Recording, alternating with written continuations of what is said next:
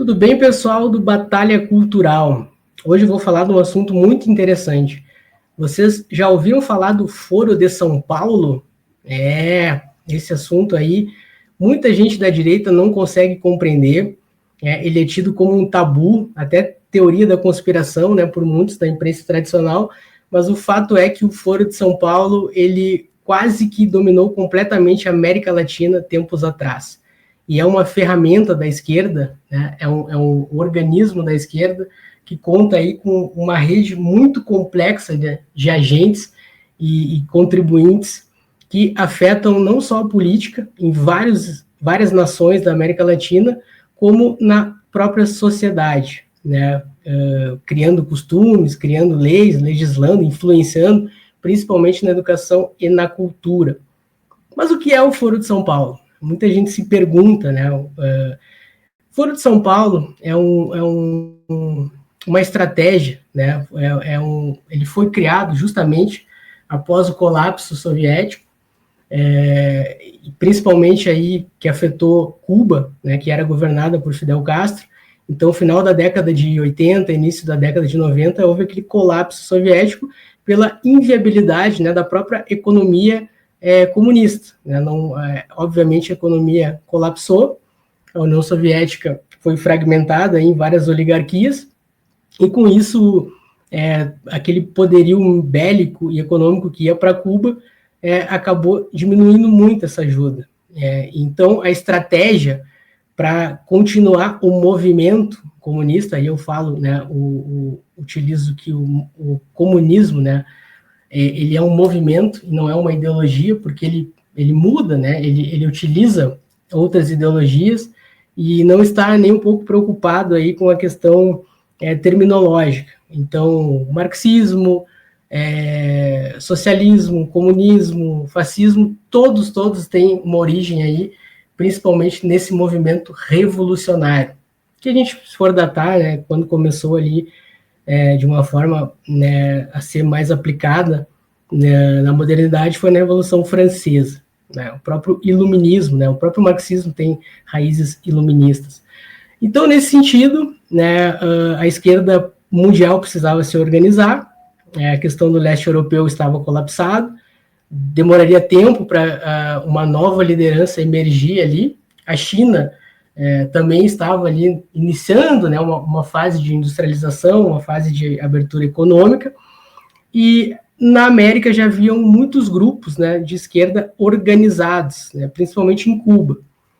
O Brasil, durante o regime militar, obteve ajuda dos Estados Unidos. O mundo era dividido, né, nessa época entre dois polos, né, a União Soviética e os Estados Unidos. Eles rivalizavam nessa questão de influenciar aí soberanias e culturas.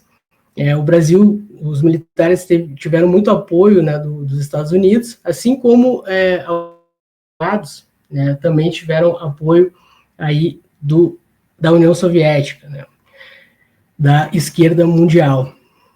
Após o regime militar, houve a redemocratização e a abertura política. Então, as eleições presidenciais ditas livres, né, já estavam aí a todo vapor.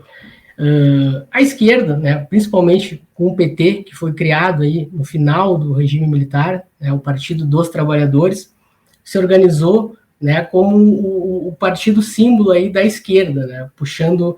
era uma união de trabalhadores, né, do sindicato do ABC dos metalúrgicos, com o sindicato dos bancários, as comunidades eclesiásticas de base da Igreja Católica, principalmente a questão da teologia da libertação, que funcionava mais ou menos como um posto de gasolina, né, que abasteciam ideologicamente, né, tanto os sindicatos ali, né, e o pessoal da USP também, os intelectuais da USP. Então o PT foi criado nesse sentido. Logo teve muitos adeptos, o partido se tornou muito grande, né, tanto é que chegou no segundo turno das eleições de 1989. Então, nessa eleição, Fernando Collor saiu vencedor, Luiz Inácio Lula da Silva ficou em segundo lugar.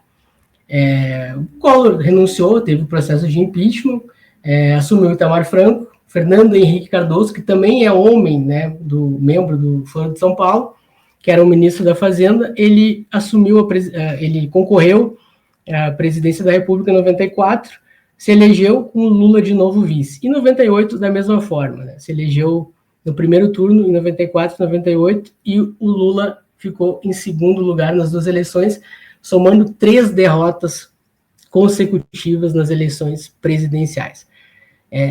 A esquerda entendeu que precisava revisar, principalmente essa esquerda mais radical, a esquerda mais ligada aos trabalhadores.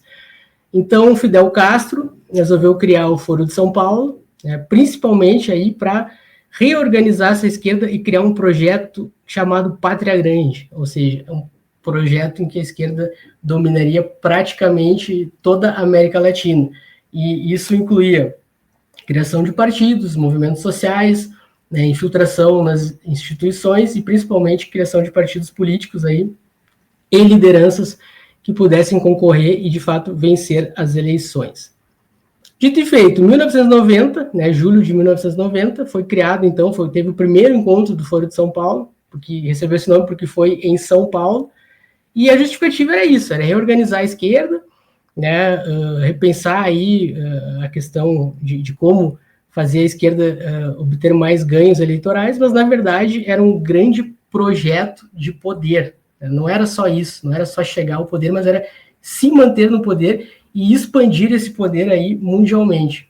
E como eles fizeram isso, né? Eles utilizaram muito dinheiro ainda vindo da Rússia, né, do leste europeu, dinheiro da China, né, dinheiro de narcofacções, aí eu me refiro às Farc, então, fora toda a estrutura partidária que já existia no Brasil. Então, o Foro de São Paulo, ele era composto de vários partidos, né, de vários grupos, ONGs, movimentos sociais, filtração na mídia, no poder judiciário. Uma estrutura muito grande e muito poderosa.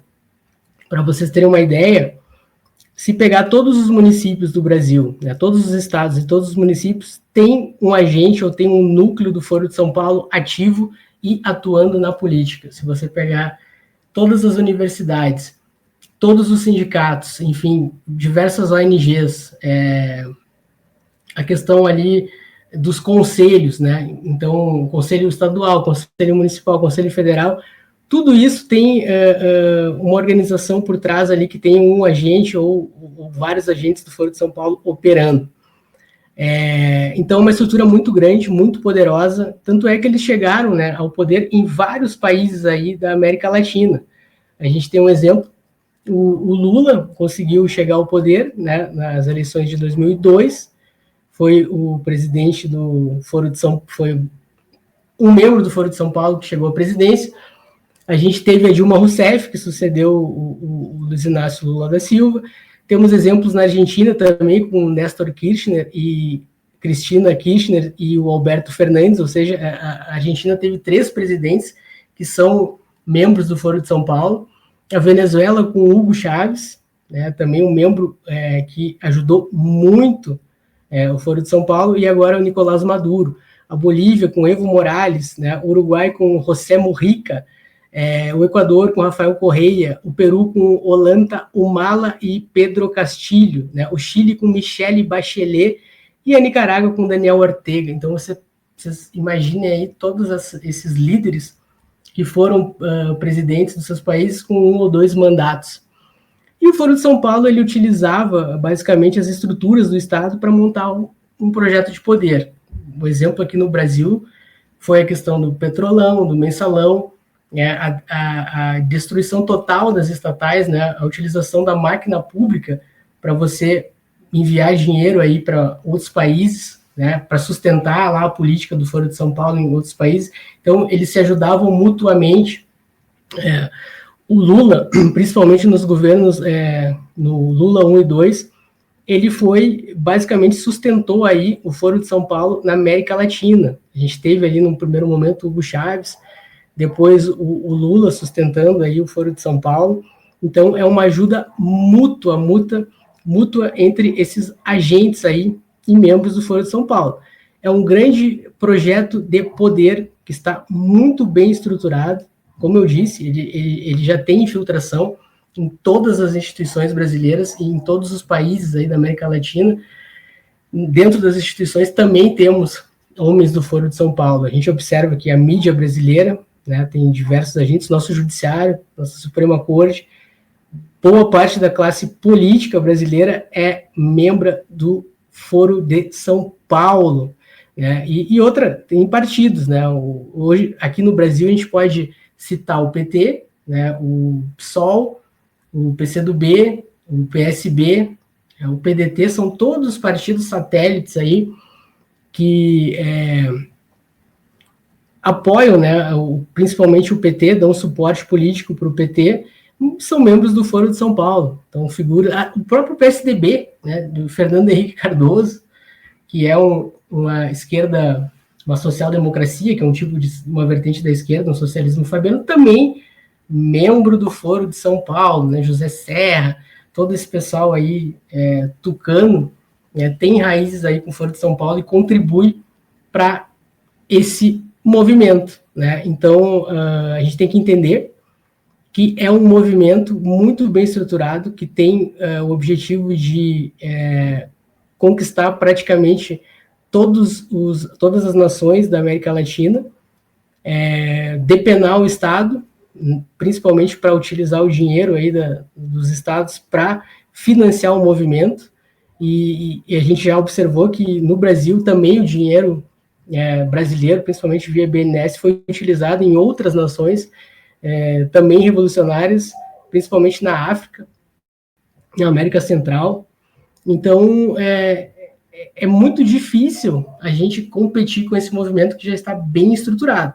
O que a gente pode fazer é isso, entender, compreender como funciona esse movimento e, principalmente, o pessoal aí da direita, saber que quando entrar na luta política está enfrentando uma estrutura muito grande, muito organizada, aí, que tem um poder financeiro e político e também um poder de repressão bélico, né, porque são várias organizações criminosas aí que fazem parte, né, desse grupo aí, que é o Foro de São Paulo. Alguns exércitos já têm membros, o Exército Brasileiro tem membros do Foro de São Paulo, né, que batem continência para os agentes do Foro de São Paulo. Então, é uma estrutura muito grande, bem complexa, e que a gente tem que expor aqui e explicar que, de fato, ela existe, ela já elegeu presidentes, ela continua extremamente ativa, né? Até esqueci no início de citar ali os ideólogos dessa ferramenta aí da esquerda, principalmente Fidel Castro, né, e o próprio Lula, mas a figura do José Dirceu, que é o grande articulador político aí do Foro de São Paulo. Ele é o homem, ele é o número 1 do Foro de São Paulo, né, no Brasil. E já deu vários depoimentos aí que tem orgulho de servir ao Foro de São Paulo. Então não se engane, o Foro de São Paulo não é um simples grupo de debates aí da esquerda, é uma ferramenta, né, que é utilizada para um plano de dominação total e poder absoluto. Então, vamos entender, né, o que de fato o Foro de São Paulo é. Eu acho que consegui explicar aí nesse breve resumo, né, sobre o Foro de São Paulo, essa ferramenta da esquerda aí. E no próximo programa quero trazer aí alguns exemplos, né, de países que utilizaram aí as estruturas, principalmente as estruturas internas institucionais, para favorecer esse grupo aí criminoso, que é o Foro de São Paulo, porque tem ligações aí com terrorismo, né, tem ligações aí com várias facções, narcofacções. E você que está pensando em entrar na vida política, você tem que entender com quem você está lidando, né? Isso é o básico. Então, fica a dica aí para a direita. Obrigado a todos. Até o próximo Batalha Cultural.